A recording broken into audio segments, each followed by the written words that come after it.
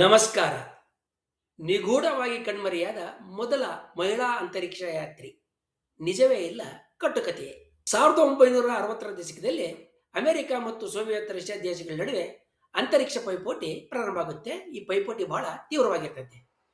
ಈ Yuri Gagarin 1961ರ April 12ರಂದು ಅಂತರಿಕ್ಷಕ್ಕೆ ಹೋಗ್ತಾರೆ.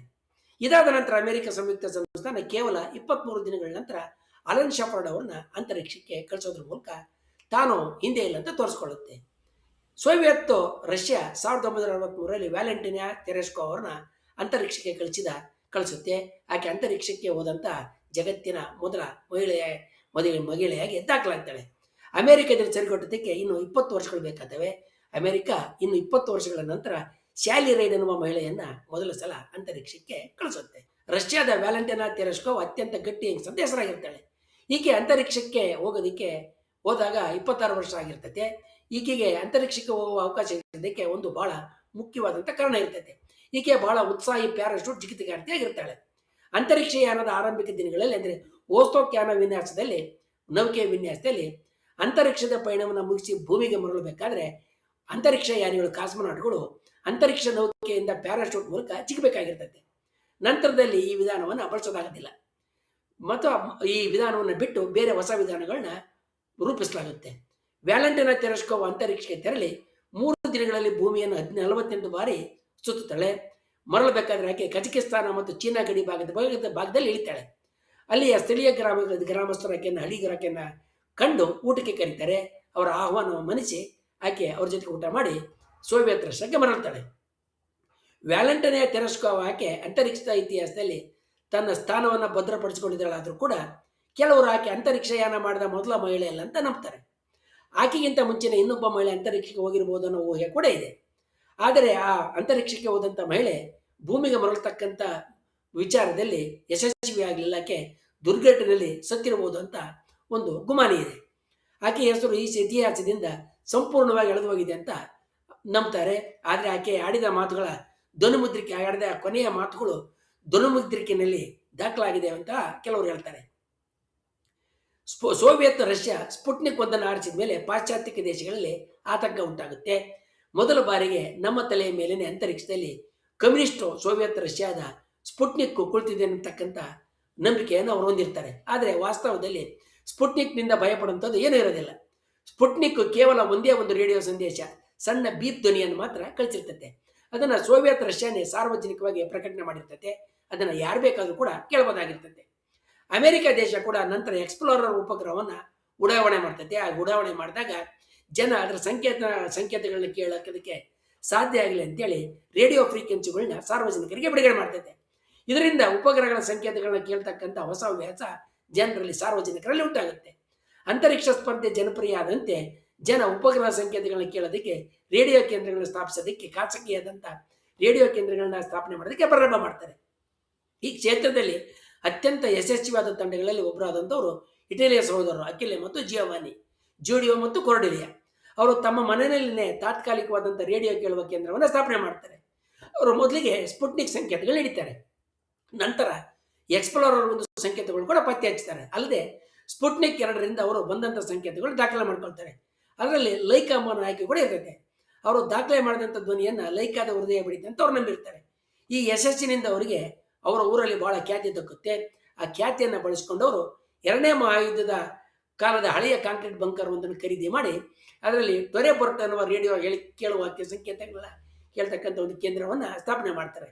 ಅಲ್ಲಿ ಅವರು ಅತ್ಯಂತ ಮಹತ್ವದರಾದ ಸಂಶೋಧನೆಗಳು ಕೂಡ ಮಾಡ್ತಾರೆ.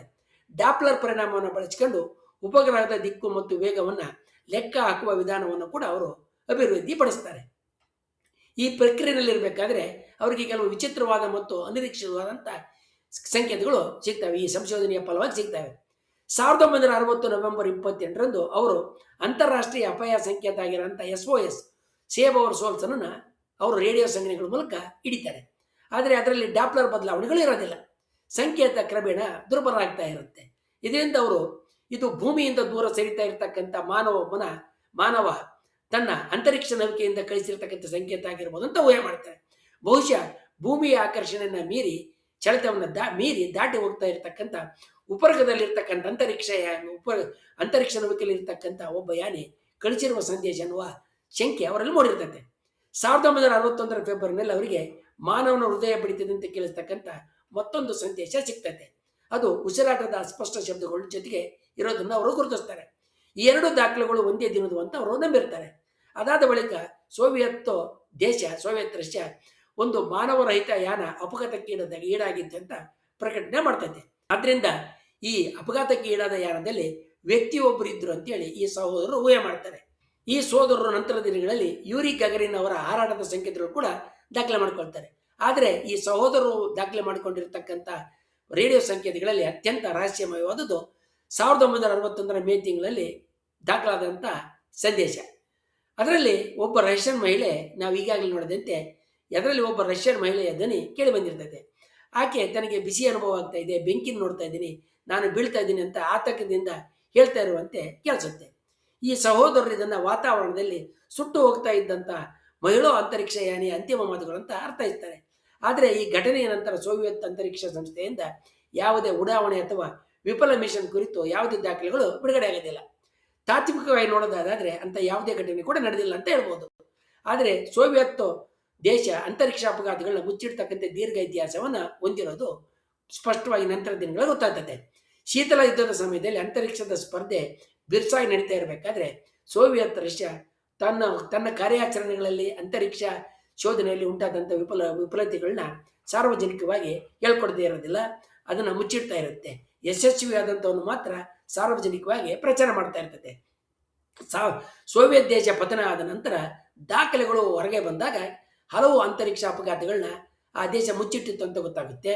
1961 1962 ನಡುವೆ ಕನಿಷ್ಠ 12 ಅಪಘಾತಗಳು ನಡೆದಿದ್ದಾವೆ. ಅವನ್ನ ಸೋವಿಯತ್ ರಷ್ಯಾ ಮುಚ್ಚಿಟ್ಟು ಅಂತ ಗೊತ್ತಾಗುತ್ತೆ. ಅಧಿಕೃತ ದಾಖಲೆಗಳ ಪ್ರಕಾರ ಕೆಲವು ಅಂತರಿಕ್ಷ ಯಾನಿಗಳು ಮತ್ತೆ ಅವರ ದಾಖಲೆಗಳನ್ನ ಅಳಿಸಾಕಿರ್ತಕ್ಕಂಥ ಪ್ರಕರಣಗಳು ಕೂಡ ಗೊತ್ತಾಗ್ತವೆ. ಇತಿಹಾಸದಲ್ಲಿ ಹಲವಾರು ವ್ಯಕ್ತಿಗಳ ಹೆಸರನ್ನು ಅಳಿಸ್ತಕ್ಕಂಥ ಪ್ರಯತ್ನದಲ್ಲಿ ಸೋವಿಯತ್ ರಷ್ಯಾ ಮುಂದಿರೋದು ಎಲ್ಲರಿಗೂ ಸ್ಪಷ್ಟವಾಗಿ ಗೊತ್ತಾಗ್ತದೆ. ವ್ಲಾದಿಮಿರ್ ಇಲಿಚಿನ್ ಅಂತಕ್ಕಂಥ ಒಬ್ಬ ಗಗನಯಾನಿ ಕುರಿತಾದಂಥ ಒಂದು ಕತೆ ಕೂಡ ಹೊರಗೆ ಬರ್ತದೆ. ಈತ ಯೂರಿ ಗಗರಿನ್ಗಿಂತ 5 ದಿವಸಗಳ ಮೊದಲು ಅಂತರಿಕ್ಷಕ್ಕೆ ಹೋಗಿರ್ತಾನೆ. ಆದರೆ ಆತ ಇಳಿತಕ್ಕಂಥ ಜಾಗ ತಪ್ಪಾಗಿ ಚೀನಾದಲ್ಲಿ ಇರ್ತಾನೆ. ಚೀನಾ ದೇಶ ಆತನನ್ನು ಬಂಧಿಸಿ 1 ವರ್ಷ ಬಂಧನದಲ್ಲಿ ಇಟ್ಟಿರ್ತದೆ ಅಂತ ಇರ್ತಕ್ಕಂಥ ಮಾಹಿತಿಗಳು ಮತ್ತು ಗಾಳಿ ಸುದ್ದಿಗಳು ಕೂಡ ಹರಿದಾಡಿರ್ತವೆ. ಇವೆಲ್ಲವೂ ಕೂಡ ಈ ಎಲ್ಲ ಘಟನೆಗಳು ಕೂಡ ಸ್ಪಷ್ಟ ಇಲ್ಲದೆ ಸುಳ್ಳು ಮತ್ತು ನಿಜಗಳ ಕಲಬೆರಕೆಯಾಗಿ ಕಂಡು ಬರ್ತವೆ. ಆದರೆ ತೆರೆಸ್ಕೋವಾಗಿಂತ ಮೊದಲು ಅಂತರಿಕ್ಷಕ್ಕೆ ಹೋದ ಒಬ್ಬ ಮಹಿಳಾ ಯಾನಿ ಇದ್ರು ಅಂತ ಇರುವ ವಿಚಾರವನ್ನ ಸುಲಭವಾಗಿ ತಳ್ಳಿ ಹಾಕೋಕ್ಕೂ ಬರೋದಿಲ್ಲ, ಆದರೆ ನೇರವಾಗಿ ಒಪ್ಕೊಳ್ಳೋದಕ್ಕೂ ಆಗೋದಿಲ್ಲ. ಯಾಕೆಂದ್ರೆ ಇದರಲ್ಲಿ ಕೆಲವು ಸಮಸ್ಯೆಗಳು ನಮಗೆ ಎದುರಾಗ್ತವೆ. ಅಂತರಿಕ್ಷ ನೌಕೆ ಭೂಮಿಗೆ ಮರುಪ್ರವೇಶ ಮಾಡತಕ್ಕಂಥ ವೇಳೆ ಅದರ ಸುತ್ತಲಿನ ವಾತಾವರಣ ಅಯಾನೀಕರಣಗೊಂಡಿರ್ತದೆ. ರೇಡಿಯೋ ಸಂವಹನಗಳು ಸಂಪೂರ್ಣವಾಗಿ ನಿಂತೋಗಿರ್ತವೆ. ಆದ್ರಿಂದ ಆ ಸಮಯದಲ್ಲಿ ಸಂಕೇತವನ್ನು ದಾಖಲಿಸೋದು ಅಸಾಧ್ಯ. ಜೊತೆಗೆ ಸೋವಿಯತ್ ಪತನದ ನಂತರ ಬಹಿರಂಗಗೊಂಡ ಯಾವುದೇ ದಾಖಲೆಗಳಲ್ಲೂ ಕೂಡ ಈ ಕಣ್ಮರಿಯಾದಂಥ ಮಹಿಳೆಯ ಬಗ್ಗೆ ಯಾವುದೇ ದಾಖಲೆಗಳು ಉಲ್ಲೇಖಗಳಿಲ್ಲ.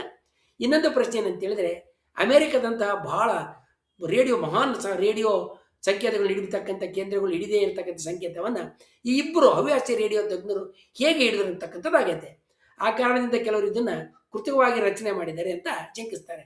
ಖ್ಯಾತಿ ಹೆಸರು ಪಡೆಯೋದಕ್ಕಾಗಿ ಸಹೋದರರು ಕೃತಕವಾದಂಥ ರೇಡಿಯೋ ಸಂಕೇತಗಳನ್ನ ಸೃಷ್ಟಿ ಮಾಡಿ ದಾಖಲೆ ಮಾಡಿಕೊಂಡಿದ್ದಾರೆ ಅಂತ ವಾದ ಮಾಡಿದ್ದಾರೆ. ಸೋವಿಯತ್ ದೇಶ ನಿಜವಾಗಿಯೂ ಮಹಿಳಾ ಅಂತರಿಕ್ಷ ಯಾನವನ್ನು ಕಳಿಸಿ ಅದು ಮರುಪ್ರವೇಶ ಮಾಡಬೇಕಾದ್ರೆ ಸತ್ರ, ಅಥವಾ ಇದು ಸಂಪೂರ್ಣ ಕಥೆನ, ಅಥವಾ ಬೇರೆ ಯಾವುದೇ ಒಂದು ಸಂಕೇತವನ್ನ ತಪ್ಪಾಗಿ ಈ ಅರ್ಥೈಸಿದ್ರ ಅನ್ನೋದು ಕೂಡ ಇಂದಿಗೂ ಬಗೆಹರಿಯದ ನಿಗೂಢ ಸಮಸ್ಯೆಯಾಗಿಯೇ ಉಳ್ಕೊಂಡತ್ತೆ. ಈ ನಿಗೂಢತೆಗೆ ಉತ್ತರ ಸಿಗೋದಿಲ್ಲ ಅಂತಲೇ ನಾವು ಭಾವಿಸಬೇಕಾಗುತ್ತೆ. ಮುಂದಿನ ವಿಡಿಯೋದಲ್ಲಿ ನಾವು ಹೀಗೆ ಇತಿಹಾಸದಲ್ಲಿ ಎಂದಿಗೂ ಬಗೆಹರದ ಹಲವು ನಿಗೂಢಗಳು ದಾಖಲಾಗಿರೋದನ್ನ ನೋಡೋಣ. ವಂದನೆಗಳೊಂದಿಗೆ.